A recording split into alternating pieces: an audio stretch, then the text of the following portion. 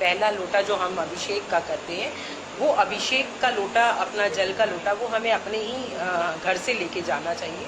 आप जब शिवलिंग की स्वच्छता करते हैं, पहले क्या होता है, श्रृंगार पड़ा रहता है या शिवलिंग थोड़ा अनटाइडी पड़ा रहता है, तब अभिषेक करते हैं तो पहले होता है, अगर आपको अपने भाग्य की कहते हैं, अगर आप शिवलिंग का स्वच्छ करते हैं, उनकी साफ सफाई करते हैं, तो आपके भाग्य की रेखाएं भी बदल जाती हैं। अच्छा। आजमाया या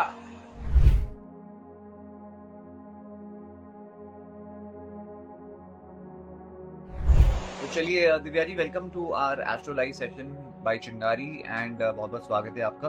एंड बहुत सारे सवाल अब लोग पूछना शुरू कर देंगे। उसके पहले आई नो, सो उसके पहले थोड़ा सा अगर आप अपने बारे में थोड़ा सा इंट्रोडक्शन दे देंगे दैट बी ग्रेट। बता दीजिए आप कहाँ से हैं और आप कौन सी फील्ड में एस्ट्रोलॉजी करती हैं, like tarot card reading, astrology, वैदिक एस्ट्रोलॉजी या जो भी न्यूमरोलॉजी वगैरह जो भी है, वो खाली थोड़ा सा बता दीजिए अपने बारे में। Okay, I am Divya Tishani. I am a astro from Vedic Vidya. And mostly in the practice, I give only tips and all. Mostly we are not in the touch of astro life. So इसलिए लगता है कि मतलब हम हमारी बड़ों का दिया हुआ है नाउअडेज, या हमारे ग्रैंडफादर इन लॉ और ये ब्राह्मण ने, जी तो हम मोस्टली वैदिक का देते हैं, मोस्टली टिप्स देते हैं एंड रेमेडीज, सॉल्यूशन। जी जी जी, परफेक्ट परफेक्ट। तो अब तैयार हो जाइए, बहुत सारे लोग पूछने वाले हैं कि मेरी शादी कब होगी, मेरे को सरकारी नौकरी कब मिलेगी, मुझे बैंक में नौकरी कब मिलेगी, मैं क्या अमेरिका जा पाऊंगा या जा पाऊंगी या नहीं, क्या मुझे वो मेरे बारे में क्या सोचता है या वो मेरे बारे में क्या सोचती है, ऐसे सारे सवाल आपको सुनने देखने मिलेंगे। तो तैयार हो जाइए। ये देना जरूरी है, इन सभी का आंसर्स देना किस तरह से है, मतलब इट्स अ कंपलसरी कि each and every questions we have to answer it, या एक बैक क्राउड बढ़ जाए, या सिंगल सिंगल करके आएंगे, कैसे? यार यहाँ पे ना थोड़ा सा प्रिडिक्ट करना मुश्किल है। There are days when people, lot of people are asking questions at the same time and then there are days when nobody is asking anything. तो it all depends on each day. वो क्यों होता है, वो I think Instagram के algorithm है जिसकी वजह से शायद ज्यादा लोग किसी दिन बहुत आ जाते हैं, किसी दिन नहीं आते हैं। बट रिगार्डलेस ऑफ दैट, आप हमको हम जनरल टॉपिक्स के बारे में बात कर सकते हैं, जैसे कि वैदिक एस्ट्रोलॉजी। जैसे कि अभी श्रावण का महीना चल रहा है, श्रावण के महीने में हम क्या क्या चीजें कर सकते हैं, what are the things that one can do to get progress in life and अपना रिलेशनशिप में अपने फैमिली के साथ कैसे पॉजिटिव बनाना है वगैरह वगैरह। तो अगर ऐसी कोई आपके पास रेमेडीज तो आप बताना शुरू कर सकती हैं अभी। मतलब कीप ऑन सेइंग, चलते रहना है। मैं up to 1 hour I'll take the conversation. रहना है कि I'll take the conversation ahead. Don't worry about that. So you don't have to worry. आपको आपको जितना जवाब देना है आप उतना ही जवाब दीजिए, उसका कोई स्ट्रेस नहीं है, ठीक है? नहीं, मुझे जवाब देने में नहीं दिक्कत है। मैं ठीक है, मुझे लगता है कि शायद आप हैं मेरे साथ में, तो थोड़ा बहुत मैनेज चलिए। एक्चुअली क्या, थोड़ा फर्स्ट टाइम ऐसा वो रहता है ना। नो स्ट्रेस, डोंट वरी, बहुत चिल करो आप। मैं जो ऐसा समझो हम घर पे बैठे हैं, रिलैक्स कर रहे हैं, बातें कर रहे हैं, कोई स्ट्रेस नहीं है। I am sure you are very good at what you do, so chill करिए आप, ठीक है? चलिए, सबसे पहला सवाल दिव्या का ही आ गया है, दिव्या जी के लिए। दिव्या का डेट ऑफ बर्थ है 8/11/2000। इनका जन्म का टाइम है 9:59 in the morning. And ma'am, मेरी लव मैरिज होगी या अरेंज मैरिज, कब तक होगी और कैसे होगी? कैसे होगी क्या होगा, कब तक होगी पूछ सकते हो, कैसे होगी क्या है? मंदिर में फेरों से होगी या कोर्ट मैरिज होगी, ये पूछना चाहते हो तो बात अलग है।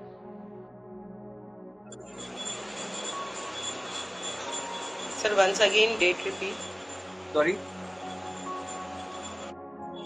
Repeat your date of the birth you give ना। हाँ हाँ, जो दिव्या जी की जो दिव्या जी का सवाल है, दिव्या जी का सवाल है, उनका डेट ऑफ बर्थ है 8/11/2000। जी 8/11/2000 और टाइम ऑफ बर्थ है 9:59 in the morning. 9:59 okay. And ये जानना चाहती है कि इनकी लव मैरिज होगी, अरेंज मैरिज होगी, कब होगी, कैसे होगी, ये जानना चाहती है। देखते हैं इसकी।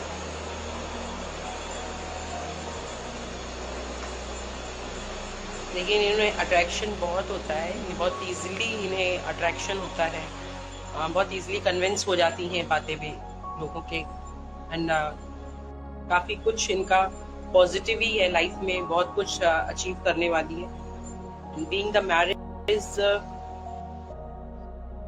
इनकी होगी अरेंज मैरिज ही, लेकिन लव विद अरेंज हो सकती है अगर इनका कोई चाइल्डहुड काफी रहा है, जैसे होता है कॉलेज या स्कूल डेज में किसी में अट्रैक्शन है तो शी में ये जा सकती है इस बात के लिए। बट मोस्टली मतलब लव विद अरेंज ही होनी है, पेरेंट्स एग्री हो जाएंगे, अगर हुआ भी तो पेरेंट्स एग्री। ठीक है, परफेक्ट। तो दिव्या जी, आई होप आपको इस बात से काफी राहत मिल जाए कि आपकी चाहे लव अरेंज हो या अरेंज के बाद लव हो, जो भी है लव आपकी लाइफ में रहने वाला है, तो आप उसकी चिंता मत करिए और बहुत स्मूथ लाइफ पॉजिटिव जा रही है और आपकी लाइफ में बहुत सारा प्यार है। एंड आप किसी को दिल दुखा के शादी नहीं करोगे, आप पेरेंट्स की हर एक की सहमति से शादी करोगे, जो आई थिंक हर एक बच्चे का एक सपना होता है कि भाई माँ बाप शांत हो जाए, तैयार हो जाए और अग्री हो जाए कि किसी का दिल दुखाने की जरूरत ना पड़े किसी को। So that's great for you. लेकिन मैं आपको एक टिप देना चाहता हूँ दिव्या जी कि आप चाहे लव मैरिज करो या अरेंज मैरिज करो, शादी तो शादी ही होती है। शादी के डायनामिक्स लव और अरेंज मैरिज से बदलते नहीं है। शादी के बाद जो जिंदगी निभानी है वो चाहे अरेंज मैरिज हो या लव मैरिज हो, आपको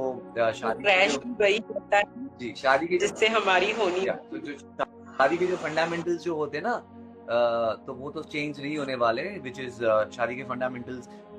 You only can choose to decide to be with someone that you know, that is also working for people, and then someone that you don't know and you can spend your life knowing that person also. So there is nothing wrong with either. It means like that only कि mostly होता क्या है कि हाँ हमारा attraction है, family person है, बुआ का बेटा है या मामा का लड़का है, होता है ब्रदर रिलेशन। अगर आप रिलेशन देखो तो ब्रदर रिलेशन है, बट हमें अट्रैक्शन होता है कि हम इसके साथ लाइफ सेटल हो जाएंगे, क्योंकि फाइनेंस भी है एंड अट्रैक्शन भी होता है फ्रॉम दैट। तो एक आजकल ये केसेस बहुत ज़्यादा दिख रहे हैं कि इंसान आपस में ही देखना चाहता, मतलब किसी अननोन पर्सन से नहीं करना चाहता, किसी भी गाइस से नहीं करना चाहता। लड़कियां भी बहुत स्केर्ड हैं कि हम जब तक अच्छी तरह से बेहतर तरह से जाने तब तक मैं न करूं, क्योंकि ये मेरी जिंदगी का सवाल है, मैं जा कर भी परेशान ना हूं, क्योंकि आजकल बहुत लड़कियों को लेकिन मैं इससे थोड़ा सा I bet to differ a little bit over here। मतलब maybe this is the old school. जी स्नेहा जी, हम सवाल ले रहे हैं, आप अपना सवाल पूछ सकती हैं। मैं एक चीज कहना चाहता हूँ कि क्या हो रहा है ना, एक यही जो चीज आपने कही है ना, मैं समझता हूँ, मैंने खुद ने लव मैरिज करी है यार, लव कम अरेंज मैरिज करी है। तो मैं एक बात कहना चाहता हूँ कि आई थिंक आजकल की generation is spending too much time on knowing the person. Because क्या होता है ना कि देखो यार, किसी इंसान को जानने के लिए ज्यादा से ज्यादा 1 साल लगता है, ठीक है, और फिर भी आप किसी इंसान को 5 साल भी जानोगे या 10 साल भी जानोगे ना, आप उसको फिर भी जानते ही रहोगे, क्योंकि जानने की तो कोई सीमा ही नहीं है, कोई एंड ही नहीं है। Because everybody is evolving, people are changing, हमारे नेचर चेंज होते हैं, हमारे हार्मोन्स चेंज होते हैं, everything is changing, so person is not going to be the same. तो अगर आप फुल स्टॉप नहीं लगाओगे, आप बेसिक देख लीजिए, क्या बंदा अच्छा कमाता है, सेटल्ड है, क्या एक पॉजिटिव एटीट्यूड रखता है लाइफ के, हार्ड वर्किंग है, केयरिंग है, वगैरह वगैरह, यू नो। तो वो बेसिक फंडामेंटल्स को आप देखिए किसी इंसान में। बाकी people are changing all the time, and ये जो the quest to find and the quest to explore जो है आज की जो जनरेशन में, इस वजह से बहुत सारे लोग सिंगल भी हैं, इस वजह से बहुत सारे लोग लोनली भी हैं, इस वजह से बहुत सारे लोग कैजुअल अफेयर्स करने लग गए हैं, because they are just finding, they are just busy finding and finding, और फाइंडिंग का कोई एंड नहीं, because there is always going to be someone better than the other. 40s cross, finding में 40s cross हो जा रहा है। Exactly I mean ऐसा ही हो रहा है। किसी को शादी करनी 50 में भी कर सकता है, 60 में भी कर सकता है, सबकी अपनी चॉइस है, सबकी अपनी अपनी लाइफ है। लेकिन कहने का मतलब ये है कि अगर आप इस चीज की वजह से शादी नहीं कर रहे हो क्योंकि मैं इस जन को जानती नहीं हूँ, अरे आप किसी ना किसी को तो कभी ना कभी जानोगे ना, तो जानिए यार। और arrange marriage works wonder for lot of people, love marriage works for lot of people, arrange marriages सारे ग्रह मिला के सब कुछ करके भी लोगों के डिवोर्सेस हो रहे हैं यार। और लव मैरिज में भी इतना प्यार 10 साल साथ में रहने के बाद शादी करके फिर लोगों के डिवोर्स हो रहे हैं एक साल में, बिकॉज शादी एक अलग, and people are not understanding, शादी एक अलग डायनामिक्स है. It is not a living relationship, it is not dating. There is a huge difference between dating and getting married. Because dating में as long as you're not married, you still have that little window open to walk out of that relationship and live your life. क्योंकि शादी में नहीं होता है. तो वो जो little window है ना, वही एक game changer है. तो आप chill करिए, and I'm sure you are pretty young right now, and you should meet more people and you should find your options, and only when you're totally satisfied in your heart कि नहीं यार चलो एक vibe आपको आ गई, एक आपको वो हो गया, then you should proceed. Otherwise दिल में इतना सारी खलल अगर है तो मत आगे बढ़ेगा. लेकिन having said that, don't keep searching all the time. Don't keep exploring all the time. That's my advice to you as an elder brother or whatever. ठीक है? चलिए. Great. और कौन है जो अपना सवाल पूछना चाहता है? स्नेहा जी, if you're asking any question, please आप अपना सवाल ही पूछ लीजिए. Who else is here? Sonali जी, आप अपना सवाल पूछिए. तो आप दिव्या जी, आप कितने साल से कर रही हैं astrology? Around 15 years. 15 years, my God. And this is what you do full time. जी. And आप कौन से शहर से हैं? कहाँ से हैं आप? From Kanpur. अरे वाह, very nice. चलिए, और कौन है यहाँ पे जो अपना सवाल पूछना चाहता है? आज लोग थोड़े से कम हैं शायद. कोई बात नहीं. तो चलिए बताइए दिव्या जी कि श्रावण का महीना चल रहा है और आई थिंक जैसे श्रावण का महीना शुरू होता है उसके बाद बहुत सारे फेस्टिवल्स वगैरह बहुत सारे आने लगते हैं. चलो हमको एक सवाल आया है, एक सेकंड मैं इनका नाम देख लेता हूँ. सोनाली नाम है इनका. रिकंसिलिएशन कब तक होगा मैम? आप अपना पूरा सवाल पूछिए और अपना डेट ऑफ बर्थ और टाइम ऑफ बर्थ और प्लेस ऑफ बर्थ बताइए, सो दैट दिव्या जी जो है वो आपका प्रॉपर क्वेश्चन का जो है वो जवाब दे सकती है. ठीक है सोनाली जी, प्लीज अपना डिटेल लिख दीजिए. आपने सिर्फ सवाल पूछा है, आपका date of birth, place of birth और टाइम ऑफ बर्थ, ये 3 चीजें आपको देनी पड़ेंगी. और थोड़ा सा एक भी बता दीजिए कि रिकंसिलिएशन वगैरह क्या सिचुएशन है आपके लाइफ में, उसके बारे में थोड़ा सा अगर बता देंगे तो आपको एक एक्यूरेट प्रेडिक्शन जो है वो मिलेगा. Yes, if anybody has any question, please ask your question, date of birth, place of birth और time of birth लिखिए and ask your specific question. And today we have the very amazing Divya ji आज हमारे साथ हैं जो कि वैदिक astrology करती हैं, 15 साल से कर रही हैं, काफ़ी एक्सपीरियंस्ड है. आप प्लीज़ अपना सवाल पूछिए एंड चलिए बता दीजिए तब तक यार, जब तक कोई सवाल पूछता है तब तक बता दीजिए कि क्या चीज़ें करनी चाहिए ऐसे श्रावण के टाइम में जिससे हमारी सक्सेस हो, प्रॉस्पेरिटी हो. चलिए, बहुत अच्छा सर ने क्वेश्चन किया है कि एक तो सावन मास है और हम जानते हैं कि अभी देवशयनी एकादशी बीती है. सावन से पहले देवशयनी एकादशी बीती है जिसमें विष्णु भगवान जो हमारे होते हैं वो रेस्ट के लिए जाते हैं और वो सृष्टि का पूरा संचार जो होता है वो शिव जी के हाथों में देते हैं. तो इसी से ही उसके बाद फिर सावन का मास शुरू होता है. एकादशी से भगवान शयन के लिए जाते हैं और उसके बाद हमारे शिव जी जो है वो इंचार्ज लेते हैं. तो कहा जाता है वो नाथ ही है, भोलेनाथ. तो भोलेनाथ जो बहुत ही जल्दी आपकी प्रेयर सुनते हैं. अगर आप इस सावन मास में अगर रोजाना चढ़ा सकें तो बहुत अच्छा है. दूध, दही, सफेद चीजें होती हैं, दूध, दही, घी, शहद और गुड़, गन्ने का रस खास करके, और जो भी जो बरसात के मौसम में जैसे कि भांग है, धतूरा है, बेर है, ये चीजें चढ़ाना बहुत ही शुभ माना जाता है, बहुत अच्छा माना जाता है. विशेष करके उन्हें बेलपत्र बहुत पसंद होता है. बेलपत्र क्या है? बेलपत्र मैं आज कुछ आपको बताना चाहूंगी. बेलपत्र का महत्व क्या है? क्योंकि बेलपत्र जब माता रोई थी तो उनके अश्रु से बेलपत्र का पेड़ निकला था. इसलिए भगवान को हमेशा शिव पूजा में हमेशा बेलपत्र का शामिल होना बहुत ही माना जाता है. और सबसे पहले कहा जाता है कि बेलपत्र को जरूर आप शिव पूजा अगर करें तो बेलपत्र जरूर चढ़ाएं. कमलगट्टा, अगर कमल का फूल चढ़ाते हैं तो भी अच्छा है. नहीं प्रोवाइड होता है, हर सीजन में नहीं कमल मिलता, तो इसलिए आप कमलगट्टे का बीज आप रख सकते हैं उसके साथ आप जल अर्पित करें तो भी भगवान को बहुत जल्दी भगवान को प्रिय होता है। जल में आप लोटे में कमलगट्टे का बीज डालें और उसके बाद पहले 1 लोटा जल चढ़ाएं, उसके बाद फिर अपना बाकी सामग्री जैसे कि कच्चा दूध होता है, गाय का अगर कच्चा दूध, देसी गाय का कच्चा दूध चढ़ाते हैं तो बहुत अच्छा होता है। देसी गाय का घर का शुद्ध दही, घी अगर आप करते हैं पूजन में शामिल तो बहुत अच्छा होता है। साथ ही भगवान को अक्षत जरूर चढ़ाने चाहिए। कोई भी पूजन में आप सफेद अक्षत जरूर शामिल करें। बहुत भगवान को प्रिय होते हैं। अक्षत से क्या होता है, धन धान्य, चावल। ओके।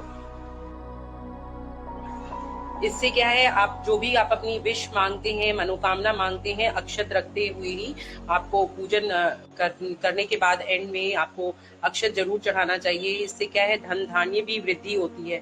अक्षत से ही पूजन आपका समाप्ति होती, पूर्ण माना जाता है। समाप्ति नहीं, पूर्ण माना जाता है। पर बहुत अच्छी बात है आपने बताई। अभी थोड़ी देर हम जब बात कर रहे थे, आप बताई थी कि दूध, दही, शहद, गुड़, ये सारी चीजें हम अर्पण कर सकते हैं शिवलिंग पर। और जितनी भी बीमारियां होती हैं, देशी घी शिवलिंग पे मलने से आपकी सभी बीमारियों का छुटकारा होता है। मतलब समझ लीजिए, अगर आपको बहुत बड़ी बीमारियां हैं, मोस्टली लोगों को घुटने का दर्द, कमर का दर्द बेसिक है, बहुत बेसिक है, तो शिवलिंग पे जब कहा जाता है ना कि आप उपटन लगाते हैं, ठीक उसी तरह से शिवलिंग को बड़े ही प्रेम पूर्वक दोनों हाथों से आपको दूध से, दही से एकदम मलते रहना चाहिए उनको। जैसे उपटन को मला जाता है वैसे शिवलिंग का अभिषेक किया जाता है और बहुत ही अच्छा माना जाता है। और अगर आप जब देशी घी को मलते हैं तो देशी घी को भी मलने का तरीका है। साथ ही इससे जितनी भी बीमारियां होती हैं, रोग होते हैं, उसमें बहुत ही राहत मिलती है अगर आप ये रोजाना भी करते हैं। खास करके मैं तो श्रावण मास की विशेषता बता रही हूँ, मगर आप डेली भी अगर भगवान को घी से अभिषेक करते, घी, दही और देसी घी का, तो इससे आपको बहुत कहते हैं सर्व रोग निवारण च वैद्यनाथम, इसलिए इन्हें जरूर शिव जी के लिए ये मंत्र बना है और शास्त्रों में दिया हुआ है। तो बिल्कुल हम चाहेंगे कि इस मंत्र का भी आप बोलें, उच्चारण करें, सर्व रोग निवारण च वैद्यनाथम। इस मंत्र का उच्चारण करते हुए घी से अभिषेक करें भगवान को, बहुत ही। उसके बाद फिर शिवलिंग की स्वच्छ करके, बिल्कुल साफ जल से पूरा स्वच्छ करके फिर श्रृंगार करें, जिससे कि आप चंदन, कुमकुम, भस्म चढ़ाई जाती है। भस्म देखिए पहले जो होती थी वो महाकाल में जो चढ़ती थी वो भस्म जो होती थी शव की होती थी। अच्छा। तो लोग थोड़ा डरने भी लगे, या भस्म जो बड़े बड़े पुजारी रहते, भस्म यानी कि राइट? जी जी, वो भस्म एक टाइम था जब शिव जी का अभिषेक होता था, तो आज भी महाकाल में भस्म चढ़ाई जाती है और भस्म से ही आरती होती है। बट अब वो जो है वो शव का नहीं होता, अब वो गाय के गोबर के जो कंडे होते हैं उसमें जो बेल होता है, बेल भगवान को बहुत प्रिय है। बेलपत्र का जो पेड़ होता है उस बेल को पका, मतलब उनपे चढ़ाया जाता है, चढ़ा करके फिर उसको कंडे पे पकाया जाता है, पूरा बर्न किया जाता है, उसकी ऐश से उनका अभिषेक होता है। नाउ डेज जो चल रहा है वो अब ये प्रोसेस चल रहा है। पहले जो बहुत बड़े महात्मा रहते थे, जो बहुत बड़े सन्यासी और तपस्वी रहते थे, उनकी से होता था महाकाल का अभिषेक। मतलब जो भस्म आरती हम लोग देखने के लिए जाते थे, बहुत वो रहती थी, लेकिन वो तब चढ़ती थी। एक मतलब बहुत लॉन्ग टाइम हो गया है इस प्रोसेस को बंद हुए।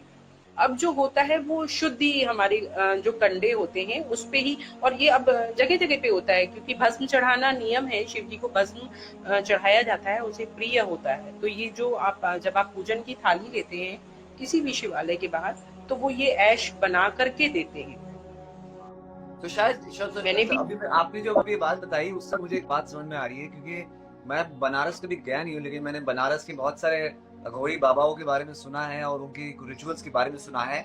तो क्या वो, एंड मैंने तो ये भी सुना है कि वो लोग एक्चुअल डेड बॉडी के एशेस यूज करते हैं, और मैंने तो सुना है कि वो जो उनके बॉडी पे जो सरा लगाते हैं वो भी रियल डेड बॉडी के एशेस लगाते हैं सर पे, ऐसा कुछ है? नहीं, ये सब अफवाह है। ऐसा नहीं है। देखिए अब वो जो देखिए पुजारी अगर कर ले, जो नागा बाबा होते हैं, नागा बाबा को क्या होता है, नागा बाबा को कुछ भी किसी दीन दुनिया से कोई परे रहते हैं, वो उन्हें कोई किसी भी चीज का भय नहीं होता है। लेकिन बेसिकली जो हम आम पब्लिक है, उन्हें भय बहुत होने लग गया था, इस चीज का बहुत होने लग गया था। और ऐसा तपस्वी अब रहे भी नहीं। जो पहले जो पुजारी रहते थे वो संन्यास लेते थे, और अघोरी और जो ये नागा बाबा लोग होते हैं, इनका बहुत ही माना जाता था। लेकिन अब हर दिन एक फ्रेश शव जलना ऐसा पॉसिबल नहीं है, और जले फिर ठंडा होए या कोई कलेक्ट करके, क्योंकि ये फ्रेश ही लिया जाता था। ये बहुत पुराना प्रोसेस, बहुत पुराना प्रोसेस है, तब जब रहते थे। लेकिन अब तो सब मैरिड लाइफ जीवन है। जितने पुजारी भी हैं वो महाकाल में भी जो पूजा कर रहे हैं, वो अब ऐसे तपस्वी नहीं रहे हैं। ठीक है, वो सेवा कर रहे हैं, वो भगवान का उनकी सेवा में शामिल है, मगर ये नहीं है कि वो संन्यास लेके बैठे हैं, वो अपना गृहस्थ जीवन भी निभा रहे हैं, क्योंकि गृहस्थी को भी एक ऊपर महत्व दिया गया है। अगर आप संन्यास लेते हो तो आप वो तपस्वी नहीं हो जो आप गृहस्थ के साथ आप अपना, क्योंकि आपकी डे बाय डे आपको गृहस्थ में मरना मिटना सब कुछ आपको त्यागना, कई बार सेक्रीफाइसेस करने पड़ते हैं, कई बार लाइफ में कोई चीजें पाने के लिए आपको बहुत कुछ करना पड़ता है। तो इन सब चीजों को लेकर के आज जो है वो बहुत इंपॉर्टेंट दी गई है कि गृहस्थ, अगर पुजारी का बेटा है और वो भी अगर बेटा होएगा कहाँ से, उसे मंदिर को या तो वो गृहस्थ, आज सब ही पुजारी जो है वो गृहस्थ जीवन अपनाने लगे, तभी उनकी पीढ़ी उनकी जनरेशन आए। जी जी जी। नहीं, मैं तो सारी आपकी सारी बातों को मैं तो वो अघोरी बाबाओं से कंपेयर कर रहा था कि उनके बारे में बहुत सारी ऐसी स्टोरीज है, बहुत सारी ऐसी अफवाहें हैं, और बहुत सारी ऐसी रियलिटीज भी है। मैंने बहुत सारा देख के डर बहुत बेहतरीन होते थे। किसी अघोरी को देख लीजिए और इतनी भस्म लगी रहती है, हम लोगों को देख के बहुत डर लगता था। एक टाइम था, लेकिन जब मैंने अपने बड़ों से पूछा और उन लोगों से, वो कहते बेटा वो एक टाइम बहुत पुरानी बात है, जो एक्सपर्ट्स हैं हमारे घर में, उन लोगों से इन चीजों का ज्ञान मुझे मिला। राइट, ठीक है, इट्स अ फैक्ट जो है, जो फैक्ट है जो आपने दिया। और इस बारे में मुझे तो पता नहीं था। मुझे तो हमेशा यही लगता था कि जो अघोरी बाबा लगाते घूमते हैं, बिकॉज उनकी ऐसी बहुत सारी स्टोरी आई है कि they believe in cannibalism, they believe in a lot of other things, and बलि चढ़ाते हैं वगैरह वगैरह। बहुत सारी कहानियां हैं उनके बारे में, एंड उनको हो सकता है कहीं ना कहीं बदनाम भी किया हो, लेकिन कोई बात नहीं। इट्स अ बिग टॉपिक जिसके बारे में हमको और भी आई थिंक एक्सप्लोर करना चाहिए किसी और दिन। लेकिन आपने बहुत अच्छा इंसाइट दिया अबाउट शिव जी। एंड जैसे आपने कहा विष्णु जी थोड़ी छुट्टी चले जाते हैं, उनका ईयरली डे ऑफ होता है, ईयरली 4 मंथ के लिए, वो 4 मंथ के लिए जाते हैं। फिर कार्तिक की जब एकादशी आती है तब भगवान के उठने का समय होता है, तब उनके उठने का समय होता है। और कार्तिक पे भगवान शिव जी अपना जो है संचार, वो जिम्मेदारी अपनी भगवान को समर्पित करते हैं। देखिए पहले अभी सावन आता है, सावन में शिव जी करते हैं, उसके बाद फिर गणपति जी आता है, फिर पितरों का आता है, फिर माता का आता है। तो ऐसे टर्न बाय टर्न फिर माता वो करती है। उसके बाद दशहरा आ जाता है, दशहरा, दिवाली आ गई, राम भगवान ने अपना अवतार दिया। बस ऐसे ही भगवान का जो चल रहा है सृष्टि। इस समय जो है हमारे सभी देवताओं को, भगवानों को लेके, खास करके विशेष क्योंकि ये 4 महीने का उपवास होता है हमारा। शिव जी का जो कहते हैं 16 सोमवार पड़ते हैं, यहाँ से सावन से उठाए जाते हैं और ये कार्तिक तक जाते हैं। कार्तिक मास की दिवाली तक, दिवाली के 1-2 सोमवार और आते हैं। उसमें आप 16 सोमवार का जो व्रत रखते हैं, और उसमें आप अगर जो भी इच्छा पूर्ति, खास करके विवाहिक जोड़े जो भी विवाह करना चाहते हैं, उनके लिए है ये बहुत अच्छा कि 16 सोमवार आप उठाइए। अगर आपके शुरू के सोमवार छूट भी गए हैं तो आप अभी 2 सोमवार बाकी हैं। अच्छा। 3 सोमवार छूटे हैं और 2 सोमवार अभी बाकी हैं। इस बार जो है बहुत ही शुभ है, इस बार सावन के 5 सोमवार पड़ रहे हैं। तो आप यहाँ जी पे क्या कर, तो 16 सोमवार में क्या करना चाहिए? उपवास रखना चाहिए, क्या करना चाहिए? उपवास करें, पूजा करें, जितनी श्रद्धा पूर्वक आप पूजा करते हैं आपको ये हर मनोकामना पूरी हुई। मैं कहती हूँ भोलेनाथ बोले हैं, इतने बोले, इतनी जल्दी वो जब रावण जैसी, सोचिए इतना तपस्वी था, जब रावण को वरदान दे दिया उन्होंने, पता था भगवान को नहीं पता था, भस्मासुर को दे दिया था। शिव जी ने भस्मासुर शिव जी ने दिया था। शिव जी ने रावण को वरदान दिया, ये नहीं मुझे बात बता दी, ये कौन सी बात है? हाँ, तभी तो उन्होंने इसका प्रॉमिस दिया था ना कि आप शिवलिंग हमको ले जा सकते हो। उसने जब शिवलिंग लेके लंका में जा रहा था तो भगवान ने बोला था ना कि शिव जी ने बोला था कि अगर आप शिवलिंग लेके लंका, उसने हट रखा था कि मैंने शिव जी को अचीव कर लिया, मैंने जीत लिया। हाँ, मगर जीतना क्या, फिर उसमें अहंकार हो गया था तो भगवान ने कहा ये लंका तक नहीं जाएगा। अच्छा, ये शिवलिंग जो है लंका तक जब वो लेके आए थे मानसरोवर से, भगवान से हिमालय से लिए थे शिवलिंग कि भगवान आप अब मेरी लंका में बसेंगे, लंका मेरी है, सोने की लंका है, तो वहां पे आपको मैं बसाऊंगा और आप, मैं रोज उसमें अभिषेक करूंगा। उसमें अहंकार आता जा रहा। तपस्वी तो था ही, विद्वान भी था, बहुत गुणी था रावण। तो वो रावण को जब इतना देखने लगे तो फिर भगवान ने युक्तियां की और भगवान ने बहुत ही अपना चक्र चलाया। जो हमारा वो शिवलिंग जो रावण की तपस्या से भगवान शिव जी हमारे आए थे, वो इस समय वो फिर उनको लघु शंका के लिए जाना पड़ा और उसको इतना प्यास लगी, गर्मी, इंद्रदेव को बोला गया कि गर्मी, सूरज अपनी गर्मी इतनी कर दे। उनका पूरा स्वेट सूख गया, उनको प्यास जागरूक हुई, प्यास हुई तो किसी से उन्होंने पानी, एक गांव वाला था तो वो गणपति जी अवतार आए। गणपति जी एक बाल के अवतार में थे, गांव के वासी बन के आए। उन्होंने फिर उस अवतार उनसे पानी की बोली कि मुझे प्यास लगी है, ये मेरी सोने की अंगूठी लो, मगर मुझे पानी चाहिए, मुझे पानी कहीं नहीं मिल रहा है। और उसने सिर्फ एक बोतल, एक लोटा उसके पास पानी का, जल का था, उसने वो जो लोटा दिया और भगवान ने अपना चक्रव्यूह चलाया, इतना पानी उसके अंदर इनटेक कर दिया। वो जल जब पी रहा था तो वो खाली ही नहीं हो रहा था, उसकी प्यास इतनी ही, बहुत प्यासा था। तो वो करके फिर उसको लघु शंका आई, तो लघु शंका के लिए उसको रखना ही था। अब जी का है वो है, तो वो जब उसके लिए चाहता था तो कि अब मुझे जाना है, तो फिर उन्होंने गणपति जी आए कि मेरी हेल्प करो, इसको कहीं रखना नहीं है, इस शिवलिंग को जहां रखेंगे ये स्थापित हो जाएगा। शिवलिंग जहां पे भी रख दिया जाएगा, अगर मैं लंका जाने से पहले अगर बीच पे कहीं पे भी रखूंगी तो ये भगवान ने प्रॉमिस लिया था कि जहां पे भी रखोगे तो ये वहीं पे ही स्थापित हो जाएगा। अब ये तुम चाहे कहाँ तक पहुंचाओ, चाहे बीच स्तर पे। तो वो हिमालय से लेके चले थे, अब बीच दौर था, तपस्वी भी थे, सब कुछ। तो उन्होंने फिर गणपति जी एक बाल के रूप में आए, कहते रखना नहीं, जमीन पे मत रखना।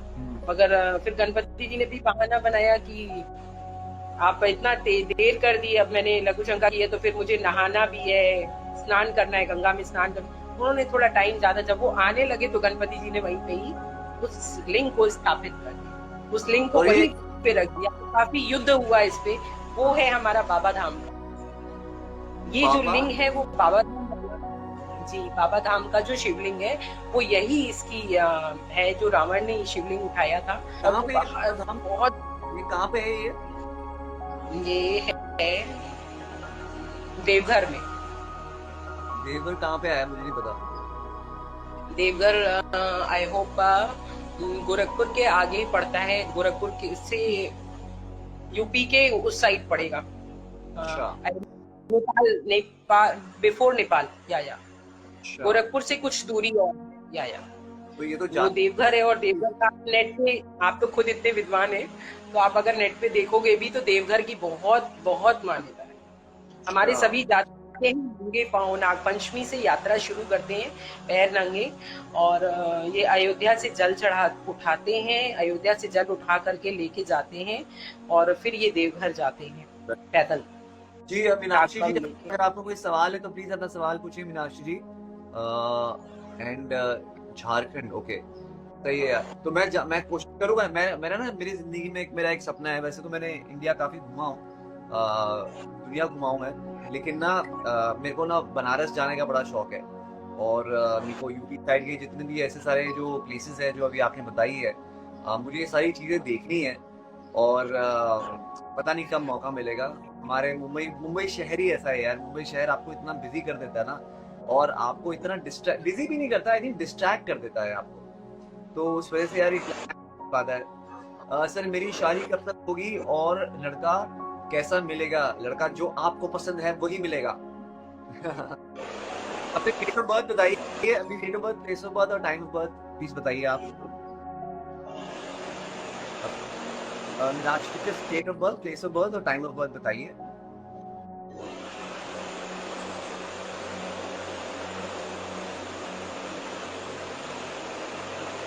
और मेरा मीनाक्षी जी, आज हमारे साथ दिव्या जी हैं जो कि बहुत ही बढ़िया एस्ट्रोलॉजर है, और इतनी अच्छी तरह से उन्होंने कहानी, आप जिस तरह से कहानी बता रहे थे मैं विजुलाइज कर रहा था जब आप कह रहे थे वो लोटे में से पानी पी रहे थे, पानी खत्म गया, मेरे ऐसा लग रहा है मैं रामायण देख रहा हूँ।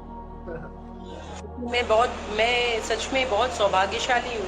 मेरा सौभाग्य है जो मेरे घर में 95 के हमारे दादाजी हैं, हमारे दादा ससुर हैं, और वो 95 अराउंड हैं, और उनकी मेरे पास सभी सेवाएं मुझे ही करनी होती हैं, समझ लीजिए कि पूरी तरह से। तो ये मेरा सौभाग्य है शायद, और उनसे काफी ज्ञान भी प्राप्त होती है। ऐसा नहीं है, वो समय समय पर अपना ज्ञान जो वितरित करते हैं, कहते हैं ना बड़ों के पास एक पूंजी है, वो ज्ञान की पूंजी है। आप क्या करोगे, आप जो कुछ नहीं हासिल कर सकते हो, बस वो ज्ञान हासिल कर सकते हो। मैं चलिए मीनाक्षी जी का सवाल, जी जी, मीनाक्षी जी ने अपना डेट ऑफ बर्थ लिखा है 25/7/1991, इनका टाइम ऑफ बर्थ है 12:59 PM, और इनका हुआ है इलाहाबाद में।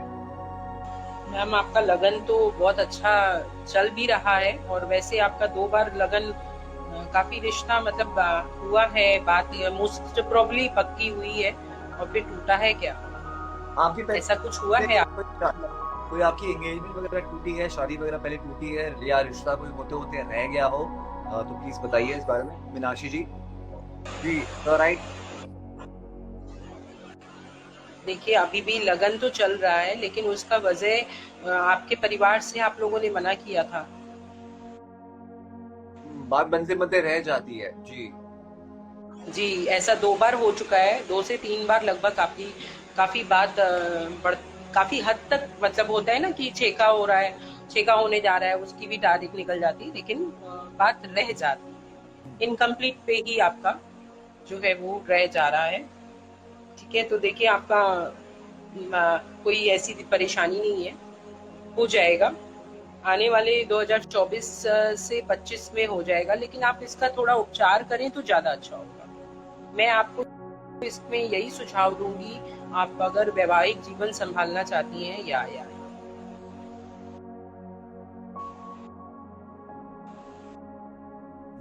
जी जी जी, तो बस वही है कि थोड़ा सा सेक्रीफाइस भी करना पड़ेगा आपको। ये भी आप मान के चले कि क्योंकि अब थोड़ा सा वो हो गया, तो थोड़ा सा ये नहीं अपना हट लेके मत बैठिए। आज की जनरेशन में हट बहुत है, और आपके साथ भी ईगोइस्टिक थोड़ी बहुत आ रही है। ठीक है, आप बहुत ही जल्दी हर चीज में नुक्स निकालना, कुछ इस तरह का नेचर है। ओके। अगर क्या ऐसा है? क्या ऐसे लोग ओवर थिंकर भी होते हैं दिव्या जी? जी, क्या ऐसे लोग ओवर थिंकर भी होते हैं? या मोस्ट प्रोबेबली 99% ऐसे लोग अपने फ्यूचर को लेके काफी ज्यादा सोचते हैं, और सोच के मतलब इतना ज्यादा रहते कि मेरा फ्यूचर पता नहीं कितना ब्राइट हो, और उस पे वो डिसीजन नहीं ले पाते, अपनी लाइफ सेटल नहीं कर पाते। ये डिसीजन लेते लेते काफी एज उनकी चली जाती है, जिससे वो अपना लाइफ सेटल नहीं करने में बहुत, जैसे कि मैम ही बता रही हैं, मैम ये ऐसा कह रही कि मैम ऐसा नहीं है, ये ज्यादा इगोइस्टिक नहीं है, ये ज्यादा पिकी नहीं है, लेकिन चलिए बात बनते या मैं ये नहीं कह रही हूँ। देखिए कोई थोड़ा बहुत होता है ना कि अगर उन्होंने कोई बात बोली तो आपने भी उस बात पे टिट फॉर टैट दे दिया। होता क्या है, उन्होंने कोई वीक पॉइंट आपका बताया तो आपने भी ओ ठीक है, it's okay, let it be, that doesn't matter, मुझे कोई परवाह नहीं है, मुझे कोई फर्क नहीं पड़ता। तो वहां पे आप थोड़ा अपने आप को सॉल्व करके, ठीक है मेरे लिए दूसरा कुछ होगा, कोई बहुत बेहतर होगा, भगवान ने बनाया है। जोड़ी तो देखिए परमात्मा की तरफ से बन के आती है, और वही रिश्ते हमारे द्वार पे आते हैं। Marriage is a made in heaven. तो जो है वो भगवान की बनाई हुई रचना है। मैरिज देखिए, विवाह, जन्म, विवाह और मरण, ये तीनों चीजें जो है वो हमारे प्रभु के हाथ में। तो चलिए तो इन चीजों को आप मीनाक्षी जी को आज आप एक बढ़िया सी रेमेडी दे दीजिए और उसके बाद उनकी सारी कुछ खत्म कर दीजिए। आप बता दीजिए क्या रेमेडी। जी जी। पहले तो देखिए बहुत अच्छा मौका है आपको, सावन मास चल रहा है तो विशेष करके आप शिव जी की आराधना कीजिए, शिव जी का उपवास रखिए, सावन मास का आप उपवास रखें और ये 16 सोमवार आप जरूर करें। मैं आपको यही एडवाइस करूंगी क्योंकि काफी एज भी आपकी हो रही है, तो मैं आपको करूंगी कि आप सावन का सोमवार रखें, भले ही इसी सोमवार से आने वाले 2 सोमवार से आप हैं यहीं से आप स्टार्ट करें। और इसके बाद आप ये 16 सोमवार जब हो जाएंगे तो 17वें सोमवार पे किसी ब्राह्मण कहिए तो मैं इस पे भी बता सकती हूँ आपको, लेकिन इसकी बहुत लंबी विधि होती है। पूजन आपको जो करना है बहुत ही सच्चे मन से। देखिए भगवान को एक लोटा जल भी बहुत प्रिय होता है, जो शिव जी को हम चढ़ाते हैं ना, वो एक लोटा जल बहुत सादा, ये नहीं कि बहुत आपको किसी ब्राह्मण की जरूरत है उनकी पूजा में या किसी की, आप सर्व गुण है, आप में सब कुछ है, ठीक है, आप सर्वोपरि हैं। आप खुद के हाथों से खुद ही घर से दूध दही घी शहद गन्ने का रस भांग धतूरा खाली पूजन सामग्री मिलती ही है आपको। हर शिवालय के बाहर सावन मास में पूजन सामग्री मिलती है, थाली मिलती है पूरी। नीचे में आप मिश्री रख लिए, बर्फी पेड़ा जो भी कोई भी मीठा भोग आपसे नहीं, बर्फी पेड़ा नहीं होता है तो मिश्री रख लीजिए, शक्कर रख लीजिए, गुड़ रख लीजिए, जो भी आप रखना चाहें। कुछ मीठा आप भगवान को भोग में रखें, साथ ही जो मैंने आपको पूजन सामग्री बताई है एक बार थाली आप ले लीजिए और वैसी थाली ही आप 16 सोमवार तक भगवान को शिव जी की पूजा कीजिए, उन पे अभिषेक कीजिए। शिव जी को जल जो चढ़ाया जाता है वो एक लोटा जल आप अपने घर से जरूर लेके, शिवालय में बाल्टी भर के रखते हैं, नलके लगे रहते हैं, मगर एक लोटा सादा जल आप अपने घर से लेके जाइए। वो जो लोटा होता है वो लोटा जल का आप शिव जी को आप अर्पित करें, वो सबसे ज्यादा महत्व देता है। आपके पूजन का सर्वोपरि फल जो होता है वो आपको मिलता है, वो आप तक रहता है जब आप घर से अपने जल का लोटा लेके जाते हैं। किसी और के जल के लोटे से आप जल अर्पित करोगे या कहीं से आपने किसी जिसने नल लगवाया। मेरा एक सवाल है इस पे आपका, क्योंकि मैं ना जहाँ पे रहता हूँ ना, हमारी जो सोसाइटी है बहुत बड़ी सोसाइटी है, हमारी सोसाइटी के अंदर ही मंदिर है। तो मैं जब जल लेके जाता हूँ तो एक लोटा लेके जाता हूँ, पहले को चढ़ाता हूँ और उसके बाद फिर हमारे यहाँ पे नल लगे होते हैं, वहां से मैं नल लेके पानी लेके खुद मैं जो है वो करता हूँ। तो क्या वो चलता है अगर हमारी सोसाइटी के अंदर ये सेवा? बिल्कुल चलता है। ही लेके जाना पहला लोटा नहीं, पहला लोटा जो हम अभिषेक का करते हैं वो अभिषेक का लोटा, अपना जल का लोटा वो हमें अपने ही घर से लेके जाना चाहिए। आप जब शिवलिंग की स्वच्छता करते हैं, पहले क्या होता है श्रृंगार पड़ा रहता है या शिवलिंग थोड़ा अनटाइडी पड़ा रहता है, तब अभिषेक करते हैं तो पहले होता है, अगर आपको अपने भाग्य की कहते हैं, अगर आप शिवलिंग का स्वच्छ करते हैं, उनकी साफ सफाई करते हैं तो आपके भाग्य की रेखाएं भी बदल जाती है। अच्छा। आजमाया या शिव मंदिर में शिवलिंग की जो हम मल मल के अगर उनकी भगवान की सेवा करते हैं, ये सेवा ही है। और भगवान की देखिए बहुत लोग आपने देखा होगा कि शिवालय में जब उनको रेस्ट दे दे 8 बजे मंदिर क्लोजिंग होती है तो शिवालय की सफाई करने के लिए बहुत श्रद्धालु पहुंच जाते हैं, बहुत ही श्रद्धालु पहुंचते हैं कि मैं पोछा लगा दूंगा, मैं मंदिर की सफाई कर दूंगा, मैं ये कर दूंगा, क्योंकि जो मंदिर का इंचार्ज है वो तो आजीवन सेवा कर रहा है। लेकिन श्रद्धालु क्या होते हैं, कभी कभी अपना जब भी श्रद्धा जागी तो आपके भाग्य तक पलट जाते हैं।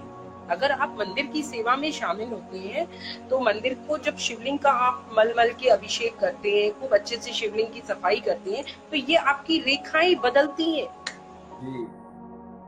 ये रेखाओं को पलट देता है। बिल्कुल मैंने खुद का जीवन आजमाया हुआ। राइट, ये बहुत इंटरेस्टिंग आपने बात बताई, क्योंकि मैं नेचुरल है भगवान का दिया हुआ, जो गॉड गिफ्टेड है वो तो है ही है, लेकिन कहा है ना कि देखिए जो लिखा लेख ललाट कर तो भार सके न कोई, तो वही है कि हमारी लिखनी जो कर्म हमारा लिखा हुआ है, जो प्रभु ने हमारी जन्म के साथ हमारा कर्म आता है, ठीक है, कर्म अनुसार हमें जीवन मिलता है। तो जीवन का लिखा भी कैसे पलट जाता है, वह यही है सत्य कि आप अपने कर्म अच्छे करिए, आप अपनी पूजा आस्था आज भी देखिए, कलयुग आना ही है, ये कलयुग का ही दौर चल रहा है, तो आप अपने कर्म ऐसे रखिए कि आप तो फिर इसके बाद अब त्रेता युग सतयुग फिर आ ही रहा है। जी। त्रेता चलिए हो गया। दिव्या जी, बहुत बहुत धन्यवाद। आप आज आपने हमारे लिए टाइम निकाला और इतनी अच्छी अच्छी बातें आपने हमको बताई, और इतनी सारी टॉपिक्स के बारे में आज हमने बात करी है, और हमने बताया शिव जी का महत्व बताया, बताया है, और भी जितने भी लोग हैं फॉलो करेंगे तो लाइफ को फर्म जरूर देखेंगे। प्रदीप जी, आप अपना सवाल हमसे कल पूछ लीजिएगा, आज हमारा भी टाइम खत्म हो चुका, तो we have to Divya ji को, लेकिन बहुत बहुत धन्यवाद करके आपसे बात करके अच्छा लगा, करते हैं आपसे वापस। मुझे आपसे बात करके बहुत अच्छा लगा कि मैं थोड़ा सा स्कैरी हो रही थी, मुझे बहुत डर हो रहा था क्योंकि एक इंस्टाग्राम उस पर लाइव आने पे फर्स्ट टाइम था मेरे लिए, तो क्योंकि मैं जो होती हूँ वो थोड़ा गृहस्थी के साथ। तो आपको बहुत नॉलेज है और आपको बिल्कुल भी नर्वस होने की जरूरत नहीं है, आपको इतनी नॉलेज है जिसको आपने शेयर किया हम सबके साथ, उसके लिए बहुत बहुत thank you. Thank you sir, thank you so much.